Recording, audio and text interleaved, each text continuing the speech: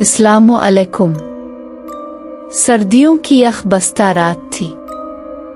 हर तरफ धुंध छाई हुई थी और हवा में एक अजीब सी वहशत थी। मैं अपने दोस्त रेहान के साथ एक पुरानी गिल्ली से गुजर रहा था जो बरसों से सुनसान पड़ी थी।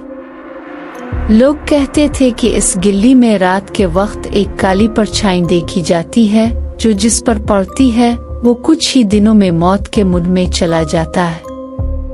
रेहान और मैं हमेशा ऐसी बातों को कहानियां समझते थे, लेकिन इस रात हमें अपनी गलती का एहसास हुआ।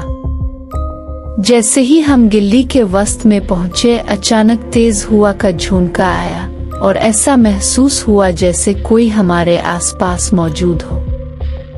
हमने एक दूसरे को देखा और हंसी में टाल दिया, लेकिन हमारे दिल की धड़कनें बढ़ चुकी थी। अचानक गिल्ली के आखिर में एक साया हरकत करता नजर आया।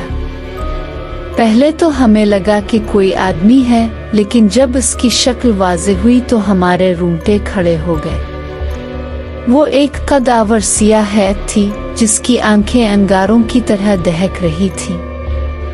इसकी हरकत आम इंसानों जैसी नहीं थी। वो किसी धुआं नुमा वजूद की तरह एक जगह से दूसरी जगह मुंतकिल हो रही थी। रेहान ने खौफजदा होकर पीछे हटना चाहा, लेकिन मैं जैसे जमीन ने जकड़ा जा चुका था। मेरे कानों में एक सरगोशी गूंजी जो किसी औरत की थी, मगर आवाज में एक भयानक केंकेनाहट थी। तुम्हें यहाँ नहीं आना चाहिए था, अब वापस नहीं जा पाओगे। मेरी टांगें जवाब दे चुकी थीं और दिल इतनी जोर से धड़क रहा था कि जैसे पसलियों से बाहर आ जाएगा। अचानक परछाई ने अपनी लंबी सियाह बाहों को हमारी तरफ बढ़ाया। रेहान ने मेरा हाथ पकड़ा और जोर से खींचते हुए दौड़ लगा दी। हम अंधाधुंध भाग रहे थे, लेकिन महसूस हो रहा था जैसे जमीन हमारे नीचे से सरक रही हो और वो परछाई हमारे पीछे पीछे तैरती आ रही हो। गिल्ली के इख्तिताम पर पहुंचकर हमने मुड़कर देखा। परछाई वहीं खड़ी थी, लेकिन अब वो एक शक्ल में तब्दील हो रही थी। वो एक औरत का रूप धार रही थी जिसके बाल घुटनों तक लंबे थे और चेहरा झुलसा हुआ था।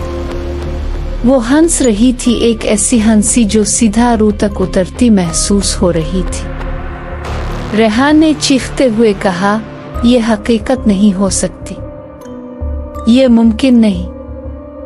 लेकिन हकीकत यही थी।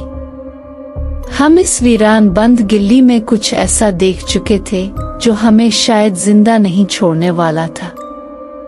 अचानक गिल्ली की तमाम बत्तियां बुझ गईं और हर तरफ गहरी तारीकी छा गई। आखिरी चीज जो मैंने देखी वो वही काली परछाई थी जो हमारी तरफ लपक रही थी।